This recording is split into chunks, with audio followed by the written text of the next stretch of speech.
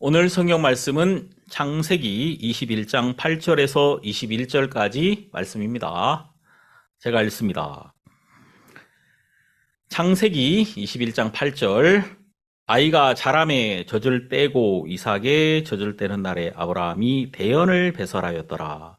사라가 본즉 아브라함의 아들 애굽 여인 하갈의 소생이 이삭을 희롱하는지라. 그가 아브라함에게 이르되 이 여종과 그 아들을 내어 쫓으라. 이 종의 아들은 내 아들 이삭과 함께 기업을 얻지 못하리라 하매, 아브라함이 그 아들을 위하여 그 일이 깊이 근심이 되었더니 하나님이 아브라함에게 이르시되 네 아이나 네 여종을 위하여 근심치 말고 사라가 네게 이른 말을 다 들으라. 이삭에게서 나는 자라야 네 씨라 칭할 것임이니라. 그러나 여종의 아들 또 네 씨니 내가 그로 한 민족을 이루게 하리라 하신지라.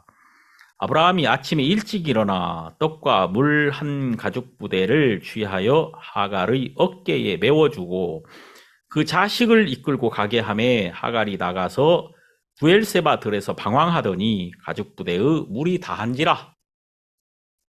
그 자식을 떨기 아래 나무 아래 두며 가로되 자식의 죽는 것을 참아보지 못하겠다 하고 살 한 바탕쯤 가서 마주 앉아 바라보며 방성대곡하니, 하나님이 그 아이의 소리를 들으심으로 하나님의 사자가 하늘에서부터 하갈을 불러 가라사대 하갈아 무슨 일이냐 두려워 말라. 하나님이 저기 있는 아이의 소리를 들으셨나니 일어나 아이를 일으켜 네 손으로 붙들라. 그로 큰 민족을 이루게 하리라 하시니라.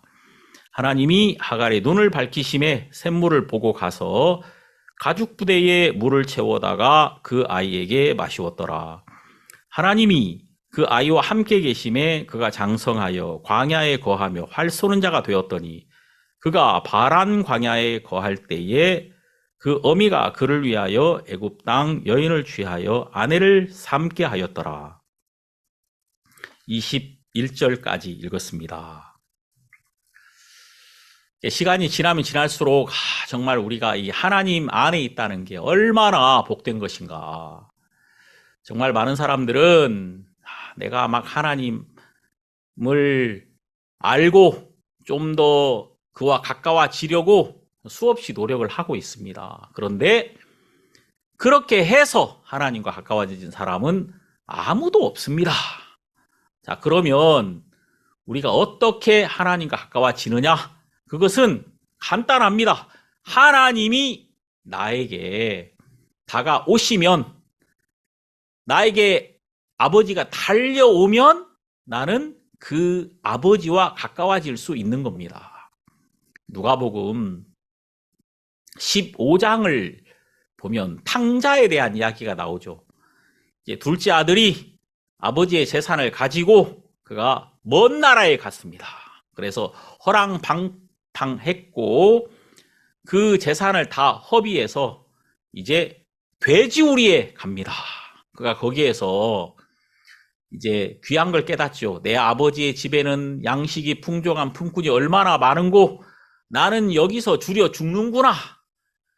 그러면서 이제 그가 아버지께로 돌아갑니다. 근데 그 성경이 뭐라고 돼 있냐면, 그가 일어나 아버지께로 돌아가니라 아직도 상거가 먼데. 그러니까 그가 아버지께로 돌아갔지만 그의 일어섬이 그와 아버지 사이를 좁혀주지는 못했다는 것입니다.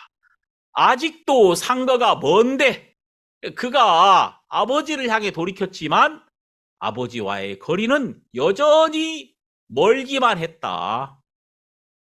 그런데 그때 아버지가 저를 보고 불쌍히 여겨 달려가 목을 안고 입을 맞추니, 참 이 성경에 이 표현들이 너무 기가 막히지 않습니까?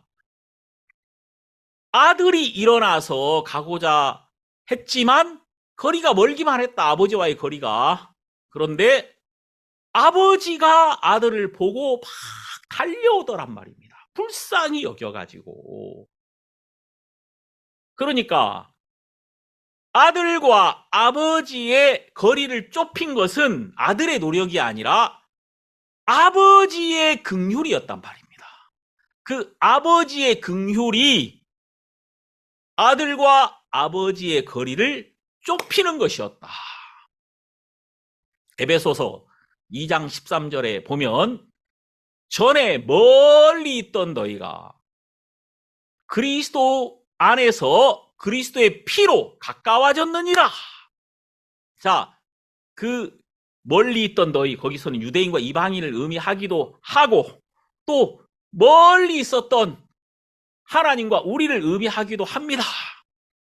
근데 이 하나님과 우리의 이 거리, 절대 가까워질 수 없는 이 거리가 좁혀질 수 있으려면 다른 노력이 필요한 것이 아니라 예수 그리스도의 피로 가까워졌느니라. 예수 그리스도의 보혈이 하나님과 우리 사이를 가깝게 만들었다는 거예요. 이것이 뭐냐면 그 피가 흘려진 바로 그리스도의 보혈이 우리를 위해서 흘려졌다는 거 아니겠습니까? 자, 죄의 싹슨 사망입니다. 그 피는 생명을 의미하니까 이 피가 흘려진다 이 말은 사망이 지불된다는 것을 의미하죠. 우리가 원래 죄 아래 있었는데, 자, 이 속량이라는 말은 값을 지불하고 샀다라는 의미입니다. 우리가 죄 아래 있을 때 옛날에 로마 시대에 노예 시장에 보면 이제 많은 노예들이 나와 있죠. 그러면 그 노예를 위하여 값을 지불하면 그 노예가 나의 것이 됩니다. 주인이 바뀌는 거죠. 그걸 속량이라고 하죠. 영어로는 redemption, 속량, 구속이라고도 합니다. 우리가 죄 아래 있을 때 우리의 노력으로는 절대 우리가 그 속박에서 벗어날 수가 없는 거예요. 절대 안 됩니다. 우리 인간의 노력으로는. 그런데 예수 그리스도의 보배로운 피가 흘려졌습니다. 십자가에서 우리를 위하여 그리스도가 죄의 싹신 사망을 지불했단 말입니다. 그래서 그리스도가 그 보배로운 피를 흘리신 그날, 우리를 위해서 그분이 죄의 값을 지불한 그날, 십자가에서 그분이 고난을 받으신 그날, 바로 우리의 죄값이 지불되었고 우리의 주인이 바뀌었습니다. 원래 우리의 주인은 죄였는데 이제 우리를 위해서 값을 지불하신 예수 그리스도의 것으로 부르심을 입게 된 것이다. 이제 우리가 흑암의 권세에서 그의 사랑의 아들의 나라로 옮겨졌단 말입니다. 그래서 우리가 아들이 된 거예요. 정말 놀라운 것은 우리는 그냥 죄에 빠져서 멸망을 당할 자인데도 멸망을 당하는 것조차도 알지 못했는데 그리스도가 우리를 위해서 달려오신 것이죠. 하나님의 사랑이 우리에게 쏟아진 것입니다. 그래서 우리를 향한 아버지의 사랑이 우리를 향해 달려오심으로 바로 하나님과 우리 사이는 가까워졌고 하나님과 우리 사이를 가로막는 죄의 장벽이 무너져 버렸으니까. 그리고 이제 우리는 그 보혈 안에 들어온 자가 되었습니다. 그리스도 안에 들어온 자가 되었다는 것이죠. 우리가 이제 이 성경 말씀 안으로 들어가 보면 무엇을 발견하게 되냐면은 정말 하나님이 나를 사랑하셨구나. 하나님의 사랑 안에 내가 있었구나라는 사실을 발견하게 됩니다. 그래서 이제 이 말씀을 열면은 이 말씀에 무엇이 기록되어 있는 줄 아십니까? 이 말씀에 나에 대해서 기록되어 있는 거예요. 나에 대해서. 자, 이 성경 시편 139편 16절에는 이렇게 기록되어 있습니다. 내 형질이 이루기 전에 주의 눈이 보셨으며 나를 위하여 정한 날이 하나도 되기 전에 주의 책에 다 기록이 되었나이다. 하나님이여, 주의 생각이 내게 어찌 그리 보배로우신지요. 그 수가 어찌 그리 많은지요.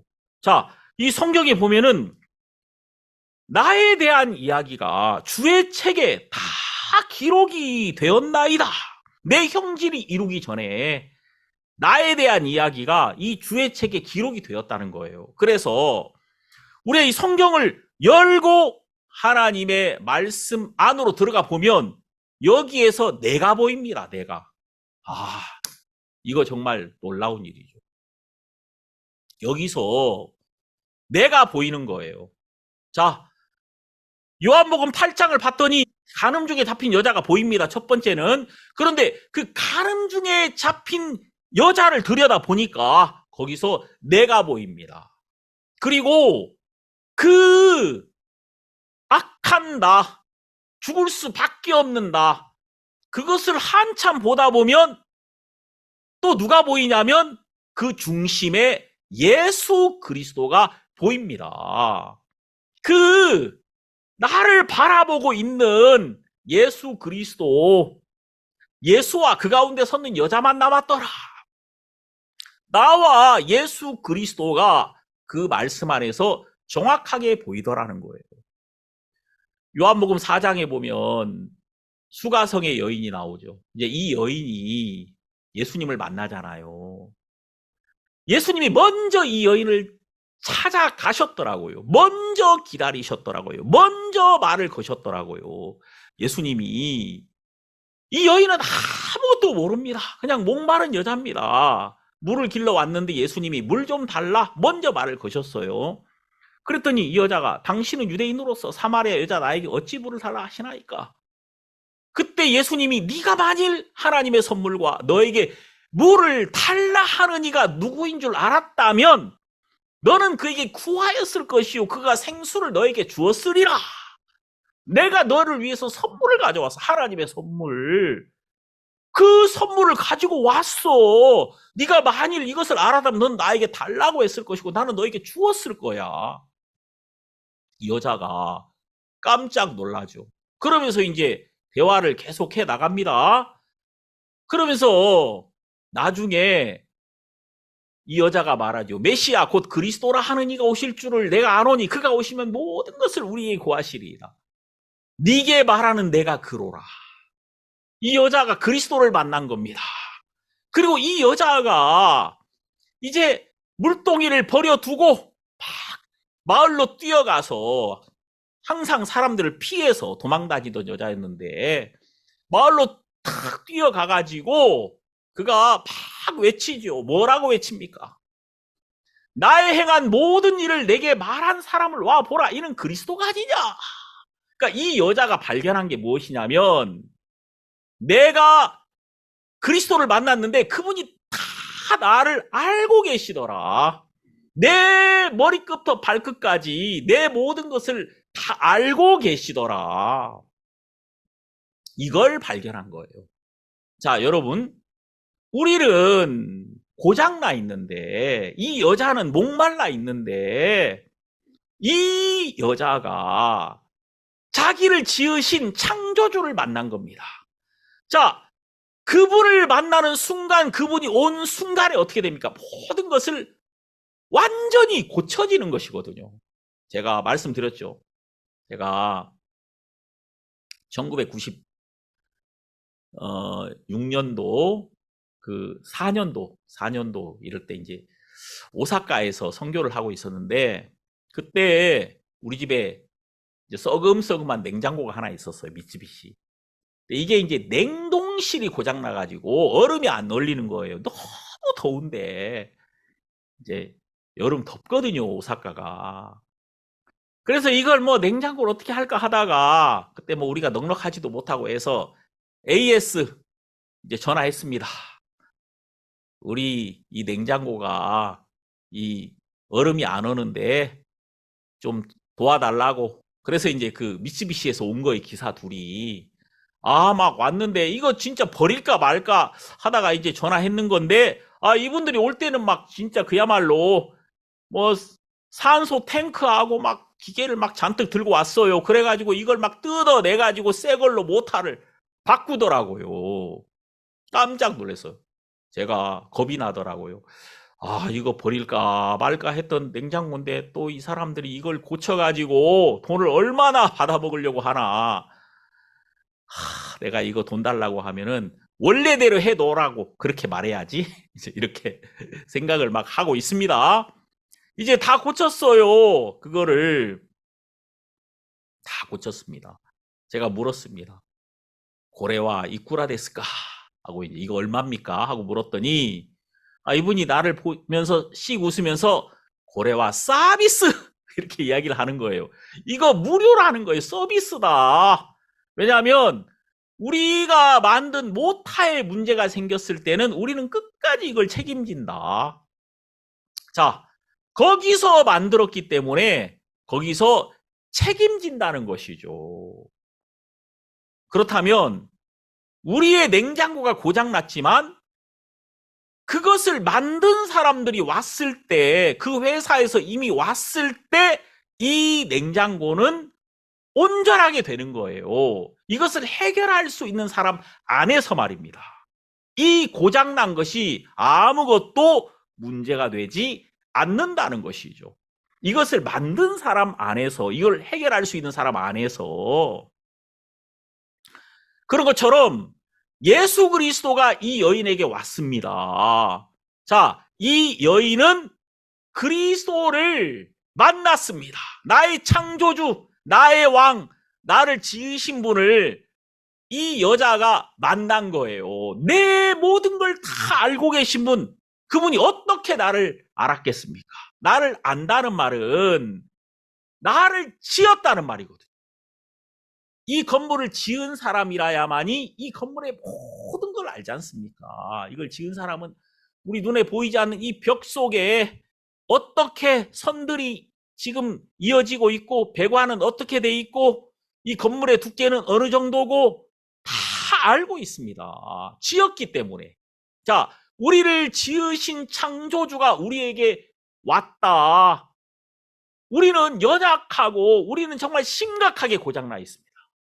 그러면 그분 안에서 그분이 우리를 고치러 왔다면 우리는 그분으로 말미암아 온전하게 된 겁니다. 그분 안에서 말입니다.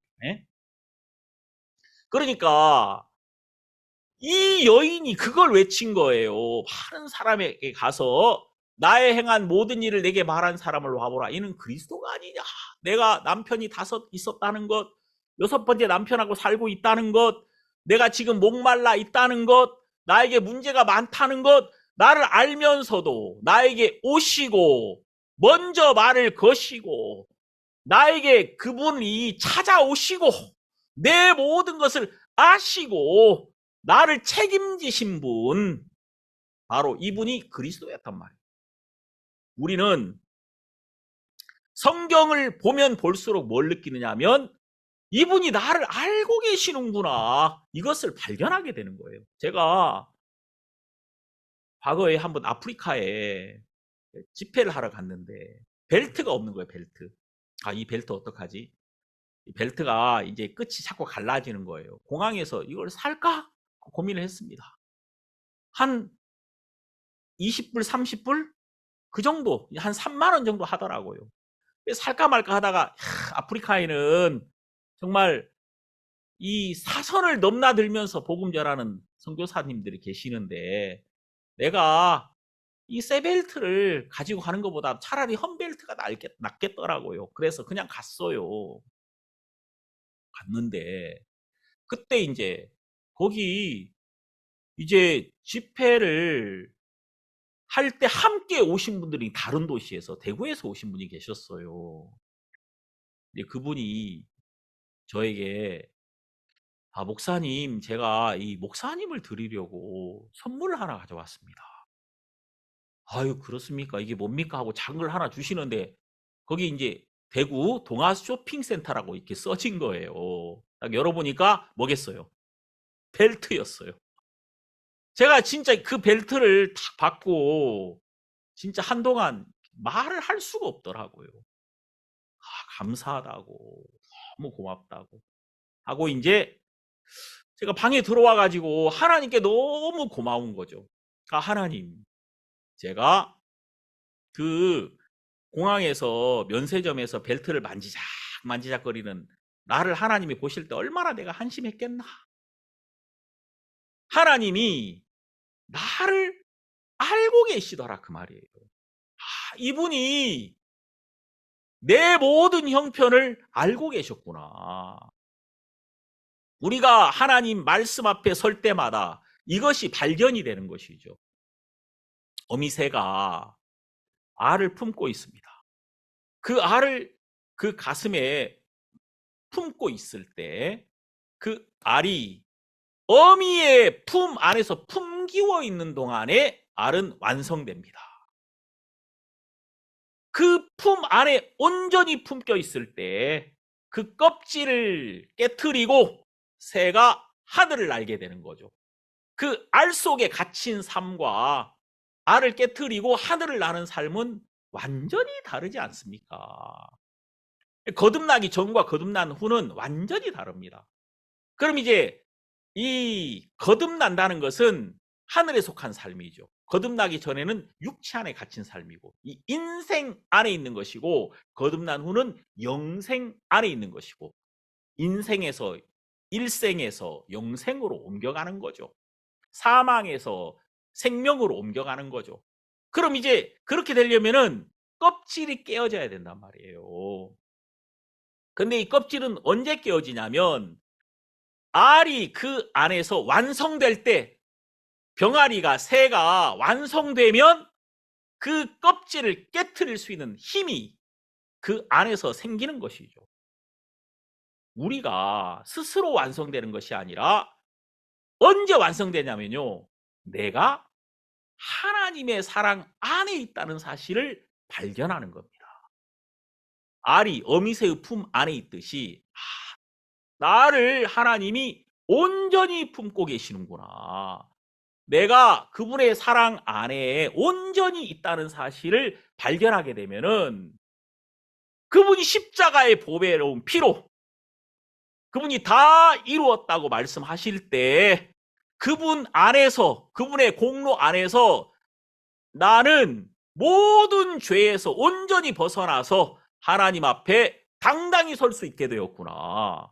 그럼 그 십자가에서 정말 나를 향해 쏟아져 내리는 사랑의 빛, 그 따뜻함, 그 안에서 이제 나를 얽어매고 있는 모든 죄악의 사슬이 깨어지고 죄가 깨트려지면서 나에게 하늘이 열려지는 거예요. 알이 깨어질 때 하늘이 열리듯이.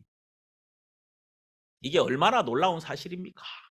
실제로 우리는 하나님의 말씀을 받아들일 때 이 말씀 안에 담긴 하나님의 사랑을 발견하게 되고 이 말씀 안에서 내가 있더란 말입니다. 죄인된 나, 악을 행한 나, 저주받을 수밖에 없는 그 내가 있고 그 나를 온전히 사랑하신 하나님의 사랑이 있더란 말이에요. 그 사랑 안에서 나를 싸고 있는 죄의 껍질, 죄의 속박은 온전히 깨어져 버리고 이제 그 십자가의 보혈로 말미암아 나는 그 죄인된 나에서 온전히 벗어나서 의롭고 거룩하게 하나님 앞에 설 수 있게 되더라는 거예요. 그래서 우리가 거듭나게 되는 것이죠. 하나님 앞에 설 수 있게 되는 것이죠. 이것이 조금도 나로 말미암지 않고 하나님의 사랑으로 말미암았다. 그래서 여기 요한일서 4장에는 이렇게 말씀하시죠. 4장 10절에 보면 사랑은 여기 있으니 우리가 하나님을 사랑한 것이 아니요 오직 하나님이 우리를 사랑하사 우리 죄를 위하여 화목제로 그 아들을 보내셨음이니라. 그러니까 이 사랑은 나에게 속한 것이 아니라 하나님께 속한 것이고 우리가 그 하나님의 사랑 안에 있다는 사실을 내가 발견하면 나를 덮고 있는 이 껍질이 깨어져 버리는 거예요. 이 죄의 속박이 온전히 깨어져서 내가 하늘에 속한 자가 되는 것이다. 이것이 알이 어미새의 품 안에 있을 때 완성되듯이 우리가 나를 사랑하시는 온전한 하나님의 사랑 안에서 나는 변화되며 나는 나를 덮고 있는 이 육신의 모든 껍질에서 벗어나서 하나님을 섬길 수 있는 놀라운 자유, 그 새가 날개를 쫙 펼 때 창공에서 누리는 그 자유를 누릴 수 있단 말입니다. 이 새는 하늘에서 자유롭잖아요. 물은 물 안에서 자유롭잖아요. 그리스도인은 말씀 안에서 자유롭습니다. 그리스도인은 그리스도 안에서 자유롭습니다. 새가 날개를 쫙 펴면은 장애물이 다 사라지는 거 아닙니까? 어떤 장애물도 이제 새를 가로막을 수 없죠. 산도, 가시덤불도, 또 강도 날개를 편 그 새를 막을 수는 없는 것입니다. 그런 것처럼 그리스도인들이 그리스도 안에 있는 나를 발견할 때, 그리스도인들이 그리스도 안에서 자유케 하신 그 하나님의 사랑을 발견할 때 우리는 그리스도 안에서 모든 장애물을 넘어서 자유로운 것입니다. 이 땅에서는 중력의 법칙이 있으니까 사람이 1m 이상을 뛰기가 어렵죠.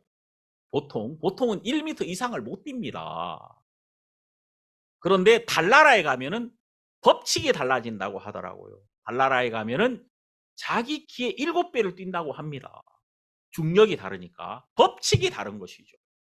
우리가 여러분 이 땅에서는 사망에 끌리고 욕망에 이끌리고 항상 우리 자신에게 연약함에 매일 수밖에 없지만 그리스도 안으로 딱 들어가 버리면 우리를 온전히 싸고 있는 죄악의 속박을 벗어나서 그리스도의 보배로운 피로 우리가 그리스도 안에 딱 들어가는 순간에 그리스도로 말미암아 그의 생명의 법칙으로 말미암아 우리는 죄에서 자유롭게 하나님을 섬길 수 있는 자가 되는 거예요. 그래서 로마서 8장 1절에는 그리스도 예수 안에 있는 자에게는 결코 정죄함이 없나니 이는 그리스도 예수 안에 있는 생명의 성령의 법이 죄와 사망의 법에서 너를 해방하였음이니라. 자, 이제 우리가 그리스도의 법으로 말미암아 이전 법에서 육체의 법에서 온전히 벗어나서 하나님을 섬길 수 있는 자가 되어버린 거예요. 거기서 해방됐거든요. 그리스도의 법이 와서 나를 나의 법에서 온전히 벗어나게 했단 말입니다. 그래서 여러분 우리가 그리스도 안에서 이런 자유를 누릴 수 있게 되는 거죠. 이 성경을 우리가 이렇게 딱 읽으면 읽을수록 이 사라가 바로 나구나. 그냥 사라에 대한 기록이 아니라 나에 대한 기록이구나. 이걸 알게 됩니다. 그래서 창세기 21장 1절에서 여호와께서 그 말씀대로 사라를 권고하셨고 여호와께서 그 말씀대로 사라에게 행하셨다. 자, 여러분 왕이 말로 일하지 않습니까? 왕은 막 뛰어다니지 않습니다. 말로써 일하시는 것처럼 여호와께서 말씀대로 사라를 권고하셨다. 이 권고하다는 말은 히브리어로 파카드, 그가 방문했다, 그가 보러 왔다라는 뜻입니다. 자, 그분이 말씀대로 우리에게 오셨다. 그분이 말씀만 하는 것이 아니라 말씀을 하시고 이제 이 말씀을 하시는 그 순간부터 그의 모든 능력이 이제 이 말씀을 이루기 위해서 일을 하게 된다는 것이죠. 그리고 말씀대로 사라에게 행하셨다.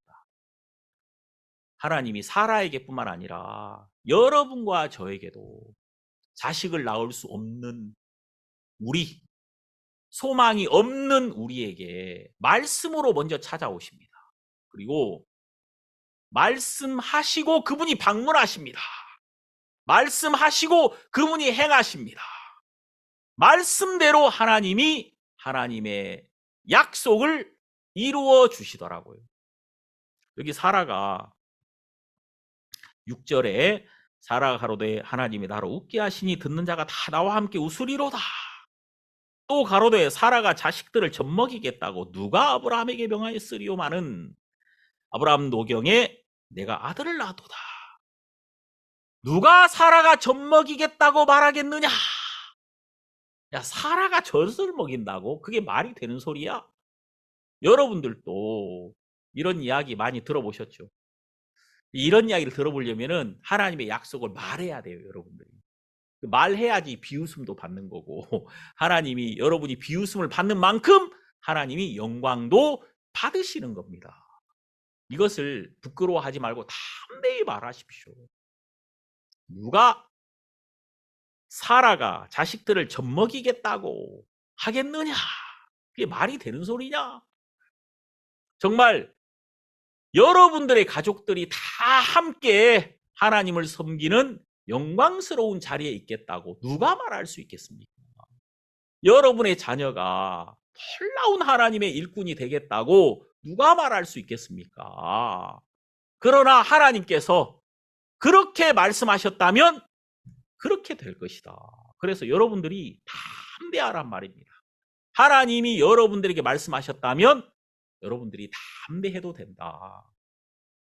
자, 여기 보니까 자, 이삭이 이제 1살 때 하갈의 아들 이스마엘은 14살입니다. 이제 1살짜리를 14살짜리 이스마엘이 희롱하더라. 자, 오늘 본문 21장 9절에 보니까 아브라함의 아들 애굽 여인 하갈의 소생이 이삭을 희롱하는지라. 자, 14살짜리가 1살짜리 희롱하죠.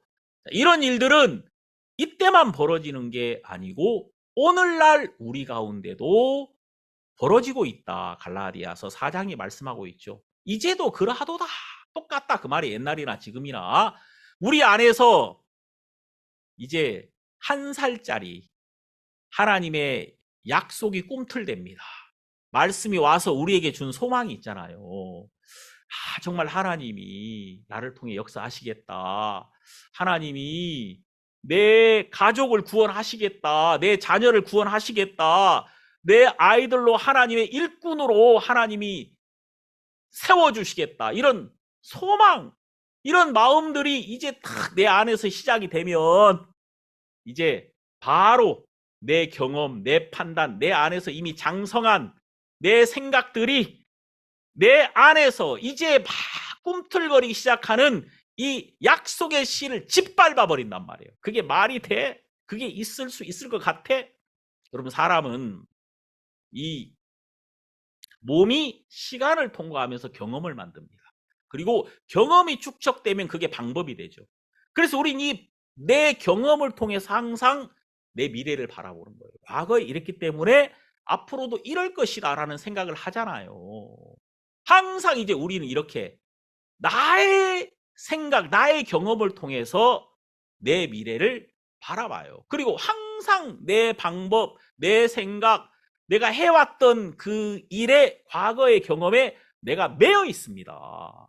그래서 어떤 일 앞에 딱 섰을 때 소망을 가지는 것이 아니라 이게 안 되겠다, 어렵겠다, 이런 절망 속에 빠질 때가 훨씬 더 많죠. 자, 그래서 성경에는 손에 쟁기를 잡고 뒤를 돌아다 보는 자는 하나님의 나라에 합당하지 않다라고 말씀하신 겁니다. 손에 쟁기를 잡았으면 뭘 봐야 되느냐? 표대를 바라봐야 되는 거예요. 표대. 저 멀리 있는 표대. 다시 말해서 손에 쟁기를 잡은 자는 하나님의 사역 앞에, 또 하나님이 이끄시는 그 인생, 그 길 앞에 선 자는 하나님의 표대, 하나님이 나에게 주신 약속과 하나님이 이루시겠다는 그 뜻만 바라봐야 되는데 항상 우리는 뒤를 돌아다 봅니다. 쟁기를 잡고 아이고 과거에 내가 이랬었지, 또 내 자신에게 스스로 매이고 스스로 묶인단 말이에요. 이것이 바로 뭐냐면은 이스마엘이 이삭을 희롱하는 겁니다. 끊임없이 우리 삶 속에 이런 일들이 벌어지죠. 자, 그때 여기 뭐라고 말하냐면 10절, 그가 아브라함에게 이르되 이 여종과 그 아들을 내어 쫓으라. 자, 그가 내쫓은 것이 아니라 아브라함에게 부탁하더라고요. 이 여종과 그의 아들을 내어 쫓으라. 이 종의 아들은 내 아들 이삭과 함께 기업을 얻지 못하리라. 이건 아니지. 이 이스마엘 이거 쫓아내야 돼. 자, 그랬더니 하나님이 아브라함에게 말씀하시죠. 12절, 네 아이나 네 여종을 위하여 근심치 말고 사라가 네게 이런 말을 다 들으라. 이삭에게서 나는 자라야 이 씨라 칭할 것임이니라. 자, 이제 하나님이 아브라함을 통해서 이 하갈과 이스마엘을 내어 쫓게 만들더라고요. 여러분, 우린 여기에서 이삭을 희롱하는 이스마엘은 반드시 쫓겨납니다. 반드시. 자, 우리 안에서도 하나님의 약속으로 말미암아 선 것만 남게 되고 육신의 아름다운 것들, 내가 보기에 선하고 내가 보기에 좋고 아름다운 것들은 그게 임시로는 서 있는 것처럼 보이지만 반드시 무너집니다. 반드시 쫓겨난다 그 말이에요. 자, 우리가 오랫동안 우리 마음에서 주인 노릇했던 우리의 육체가 있습니다. 육신의 생각. 자, 이런 것들이 항상 우리는 앞서죠. 그래서 우리 속에 일어나는 하나님으로부터 시작된 말씀이나 믿음이나 이런 소망들을 항상 희롱하고 짓밟습니다. 그런데 참 우리 안에 성령이 일할 때, 우리가 하나님 앞에 이것을 부탁할 때 하나님이 우리 안에서 어떤 일을 하시냐면 이 생각을 쫓아주시더라고요. 우리 안에서 이렇게 말씀이 하나 딱 일어나면은 우리 안에서 시작된 이 말씀을 하나님 앞에 자꾸 이렇게 세워야 됩니다. 하나님이 주신 이 마음을 분명하게 하고 이것을 세우면 놀라운 것은 성령이 내 안에서 역사하시면서 내 안에 이것을 핍박하는 육신의 생각들을 쫓아내 주신단 말입니다. 예, 쫓아내 주셔요. 그래서 이제 우리가 이게 중요한데 여러분들이 쫓으려고 하지 말고 여러분들은 내 아들 이삭, 하나님께서 나에게 주신 이 씨, 이것을 여러분들이 견고히 하고 이것을 세워나가야 되는 것입니다. 그러면은 놀라운 건 여러분들이 이것을 정확하게 하고 이것을 딱 세우는 동안에 하나님의 성령의 역사로 여러분들 안에 있는 이 육신의 세력이 이삭 앞에서 쫓겨날 수밖에 없다는 거예요. 하나님이 그렇게 하시더라고요. 자, 저에게도 말입니다. 저에게도 하나님이 항상 말씀을 주시면 말씀이 너무 작고 형편은 너무 큽니다. 처음에는. 그런데 참 놀라운 것은 이 말씀은 생명력이 있기 때문에 내 안에 들어와서 말씀이 점점 커지는 거예요. 말씀이 뿌리를 내리고 점점 커져가지고 이게 나무보다 커지는 겁니다. 그러면서 이제 여기서 열매가 생기면서 새들이 거기 깃들이는 것처럼 하나님이 말씀으로 말미암아 내 생각들, 내 육신의 정욕들을 이기게 하시더라고요. 그래서 여러분들이 이것을 이기려고 하지 말고 여러분들의 마음은 이삭에게만 있으시라. 여러분들의 마음은 여러분들 안에서 시작된 그 작은 하나님의 말씀에게만 소망을 두실 때 하나님께서 여러분들 안에서 이제 일을 하시기 시작한단 말입니다. 자, 이제 여기 보니까 이 이스마엘을 아브라함이 내쫓았잖아요. 자, 그런데 아브라함이 그냥 내쫓은 게 아니에요. 물 한 가죽 부대를 딱 하갈에게 메워주면서 이제 너는 네 아들과 함께 가라 하고 쫓아냅니다. 다 쫓아내는데 여기 보니까 부엘세바 들에서 방황하더니 라는 말이 나옵니다. 하갈이 부엘세바 들에서 방황했다. 부엘세바라는 뜻이 무슨 뜻이냐면은 맹세의 우물이라는 뜻입니다. 맹세의 우물. 근데 거기서 물이 없어서 방황하더라는 것이죠. 자, 여기 15절을 보니까 가죽 부대의 물이 다한지라 그 자식을 떨기 아래 나무 아래 두며 가로되 자식의 죽는 것을 참아 보지 못하겠다 하고 살 한 바탕쯤 가서 마주 앉아 바라보며 방성대곡하니. 자, 이제 가죽 부대의 물이 다한지라 그 물 하나 의지해서 왔단 말입니다. 아브라함에게 받은 물 한 통. 이제 이 물이 점점 떨어질 거 아닙니까? 이 나중에는 정말 얼마 안 남았을 때는 진짜 한 방울 한 방울씩 자식의 입에 넣어주고 자기 입에 한 방울 이렇게 넣었겠죠? 얼마나 고통스러웠겠습니까? 가죽부대의 물이 다한지라 가죽부대만을 바라보고 있는 자에게 이 물이 떨어져 가고 있는 이 사실은 얼마나 큰 고통이며 절망입니까? 참, 이 가죽부대라는 거 다른 거 아니에요. 우리 육신을 말하고 있는 거거든요. 우리 육신도 가죽부대와 똑같습니다. 이게 가죽으로 만든 거잖아요. 우린 이 안에 담긴 것을 의지합니다. 이 내 안에, 나라는 사람 안에 담긴 지혜, 이것은 항상 모자라거든요. 항상 부족하죠. 내 안에 담긴 것들은 항상 이것이 넉넉하지 못하고 이것이 다할 때마다 우리가 애가 타고 너무 힘들고 고통스럽습니다. 또 내 안에 담긴 내가 의지하는 것들, 자, 이런 것들은 시간이 지나면 지날수록 이것이 사라져가는 것이니까 이것을 의지하는 자에게는 절망이 커질 수밖에 없는 거죠. 자, 그가 크게 울었습니다. 자, 그랬더니 여기 17절에 보니까 하나님이 그 아이의 소리를 들으심으로 하나님의 사자가 하늘에서부터 하갈을 불러 가라사대 하갈아 무슨 일이냐 두려워 말라 하나님이 저기 있는 아이의 소리를 들으셨나니. 자, 여러분, 이 아이가 왜 울었겠습니까? 하나님이 하갈의 소리를 들은 게 아니라요, 아이의 소리를 들었단 말이에요. 자, 이 아이는 언제 우냐면요, 진짜 부모의 절망 앞에서 아이가 웁니다. 엄마가 아무런 소망이 없고 이제 엄마가 진짜 죽어갈 때 아이는 울음을 터뜨릴 수밖에 없는 거예요. 이제 그가 의지할 수 있는 자가 끝나는 거잖아요. 참, 여러분, 이 하갈이 아이 앞에 자기를 끝내버린 겁니다. 그때 아이가 방성대곡했단 말이에요. 함께 그 아무런 소망이 없는 자에게서부터만 나오는 그 절망이 거기에 있었다는 거예요. 근데 하나님이 이때 은혜를 베풀어 주시더라고요.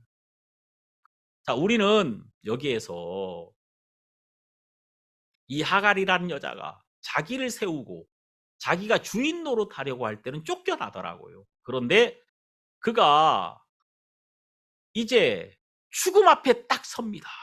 그의 끝이 다다랐습니다. 이제 나에게는 아무런 소망이 없어졌습니다. 가죽부대의 물은 끝나버렸습니다. 이때 하나님이 하갈과 그 아이를 들으셨더라고요. 이 이스마엘의 두 종류의 모습을 우린 여기서 봅니다. 자, 이스마엘이 이삭을 희롱할 때 그는 쫓겨나더라고요.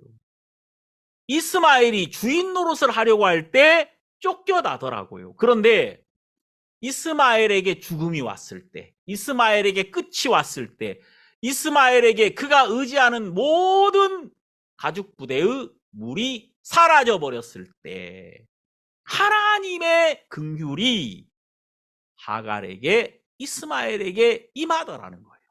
자, 이 성경에서 이 하갈은, 이스마엘은 육체와 육체의 열매를 말하고 있습니다. 이 육체와 육체에 속한 것들. 자, 여러분, 이 육신을 우리가 입고 살잖아요. 이건 미련한 거예요. 이것이 주인 노릇하고 이것이 내 인생의 모든 것인 것처럼 이것을 앞세우고 살 때 우리는 망합니다. 우리는 반드시 쫓겨납니다. 우리는 하나님의 복에서 쫓겨나는 삶을 살 수밖에 없는 거예요. 그런데 어느 날 우리가 정말 소망 없는 나를 발견합니다. 이제 하나님의 말씀이 와서 나를 쫓아내는 것이죠. 여러분, 하나님의 말씀은, 약속은 육체와 계집종과 그 아들을 내어 쫓으라 하고 말씀합니다. 그리고 이제 이 소망 없는 육체는 죽음 앞에 딱 섭니다. 그래서 이 하갈이, 이스마엘이 아무런 소망이 없이 그가 가지고 있는 모든 것이 다 끝나버리고 죽음 앞에 서는 그 순간에 하나님이 그에게 열어주시는 세계가 있더라고요. 여기 보니까 뭐라고 말하냐면 창세기 21장 19절에 하나님이 하갈의 눈을 밝히심에 샘물을 보고 가서 가죽 부대에 물을 채워다가 그 아이에게 마시웠더라. 자, 하나님이 하갈의 눈을 열어주시더라고요. 지금까지 닫혔어요. 왜 지금까지 그가 우물을 볼 수 없었느냐면 그는 가죽 부대의 물만 바라보고 있었기 때문입니다. 자기 육체만 바라보고 있었기 때문이죠. 자기가 이제까지 의지했던 그것만을 바라보고 있었기 때문에 하나님이 그를 위해서 준비한 그 샘물을 볼 수 없었다는 거예요. 자, 여러분, 하나님이 언제 눈을 열어주시냐면, 하나님이 언제 보게 하시냐면, 내가 더 이상은 내 힘으로 갈 수 없다는 사실을 발견할 때, 나에게 죽음이 왔을 때, 이제 나에게 죽음이 오면 나에게 속한 모든 것도 절망 안으로 들어갈 수밖에 없는 것이죠. 이제 나에게 어떤 소망도 없다는 사실을 알게 되면 내게 속한 모든 것이 다 희망을 잃어버리게 됩니다. 나에게 속한 모든 자가 희망을 잃어버리게 되었을 때 하나님의 희망이 시작이 되더라고요. 하나님이 하갈의 눈을 열어주셨단 말입니다. 그때 샘물이 보인 거예요. 알고 봤더니 그는 샘물 곁에서 목말라 죽을 뻔했단 말이에요. 바로 옆에 샘물이 있는데 그는 목말라 죽을 뻔했어요. 실제로 우리가 멸망당하는 이유는 우리는 우리의 것만 바라보고 있는 동안에, 우리의 생각 안에 갇혀 있는 동안에 우리가 망하는 겁니다. 정말 많은 사람들이 자기가 지금까지 하나님께로부터 받았다고 생각합니다. 그리고 그것만 집중하고 있어요. 그게 아브라함에게 받은 가죽 부대의 물, 그것 때문에 사람이 죽는 거거든요. 자, 그거 좋아요. 근데 문제는 그것이 나를 지금 행복하게 못하는 거예요. 그것이 나에게 법이 돼가지고 나는 그 법 안에 딱 갇혀가지고 오직 그것만을 바라보고 있는데 이제 더 이상 그건 없어요. 그리고 그런 기쁨도 더 이상 있지도 않고 그런 평안도 더 이상 있지도 않습니다. 그러면서 이제 막연하게 하나님이 나를 돕겠지, 하나님이 나와 함께 하시겠지 하는 마음으로 사는데 절대 그 사람이 회복되지는 않더라고요. 그럼 여러분, 우리가 지금까지 바라보았던 것을 가죽 부대의 물, 지금까지 의지했던 그 가죽 부대, 내 안에서 내가 나의 경험, 나의 방법, 이것을 바라보면서 내 뒤를 바라보면서 내가 하나님을 섬기려고 하니까 안 되는 거예요. 지금 나에게 아무것도 없다면 나를 지금 온전히 비우신 그 하나님 앞에 내가 굴복하는 거예요. 하나님, 나는 이제 당신이 나에게 아무것도 주지 않는다면 이 공고한 이 자리에서 벗어날 수가 없습니다. 나는 이제 아무것도 할 수 없는 자가 되어서 그가 하나님 앞에 울어버리는 거예요. 당신이 아니면 안 되는 나를 고백하고 하나님 앞에 굴복해버리는 것이죠. 이때 하나님이 열어주시더라고요. 우리의 눈을. 그래서 하나님이 우리를 위해 준비하신 것들을 보게 하시더라는 겁니다. 자, 성경에 보니까 누가복음 24장에도 하나님이 눈을 여시는 이야기가 나옵니다. 여기 이제 엠마오 마을로 가는 두 제자가 예수님과 함께 동행하는데 예수님이 죽었다는 생각이 너무 강하다 보니까 십자가에서 분명히 죽었어요. 그러니까 지금 내 옆에 예수님이, 부활하신 예수님이 동행하고 계신데도 그분이 예수님으로 안 보입니다. 자, 그들의 눈이 완전히 감겨져 있죠. 근데 이 성경에 보니까 예수님이 이렇게 말씀하시죠. 24장 25절. 가라사대 미련하고 선지자들의 말한 모든 것을 마음에 더디 믿는 자들이요. 자, 예수님이 책망하십니다. 너희들이 마음의 말씀을 믿지 않고 있는 거야. 말씀이 들어갈 자리가 없어. 왜냐하면 내가 십자가에 못 박힌 그 예수, 그게 너무 선명하고 너무 분명하기 때문에 내가 본 그 십자가에 못 박힌 절대 살 수 없는 그 예수가 그 안에 꽉 들어차 있어가지고 부활하신 예수 그리스도가 들어오질 않는 거예요. 말씀이 들어가질 않는 거죠. 그러면서 그리스도가 이런 고난을 받고 자기의 영광에 들어가야 할 것이 아니냐 하시고 27절 이에 모세와 및 모든 선지자의 글로 시작하여 모든 성경에 쓴 바 자기에 관한 것을 자세히 설명하시니라. 자, 여러분, 예수님이 지금 우리에게 다시 오셔도 아마 이렇게 하실 것입니다. 그분이 성경을 펴시고 구약 성경을 펴시고 그분이 하신 말씀을 생각나게 하실 것이다. 자, 여러분, 성령이 하시는 일이 바로 이겁니다. 예수님이 하시는 말씀을 기억하게 하는 것. 말씀이 우리 마음의 중심에서 다시 떠오르게 하는 것입니다. 말씀이 우리 마음에 빛이 되어서 마음을 밝히는 일을 하게 하는 거예요. 자, 이때 무슨 일이 벌어지냐면 30절 저희와 함께 음식 잡수실 때에 떡을 가지사 축사하시고 떼어 저희에게 주시매. 여러분, 여기서 떡을 떼어 주셨다는 것은 바로 예수님이 그 성찬회 때 그의 피와 그의 살을 제자들에게 주시면서 이것은 너희를 위하여 흘리는 나의 피요 나의 살이라 이렇게 말씀하셨죠. 여기서 떡을 떼어 주실 때 그가 정말 그들을 위하여 고난받으신 자기의 공로를 드러내셨단 말입니다. 십자가에서 그분이 우리에게 참된 음료가 되시고 참된 양식이 되셨다는 사실을 그들에게 증거하신 거예요. 31절 저희 눈이 밝아져 그인 줄 알아보더니 예수는 저희에게 보이지 아니하시는지라. 이때 눈이 밝아지더라고요. 떡을 받을 때, 그리스도를 받을 때거든요. 그러니까 여러분, 말씀이 빛이 되어서 보여주는 것입니다.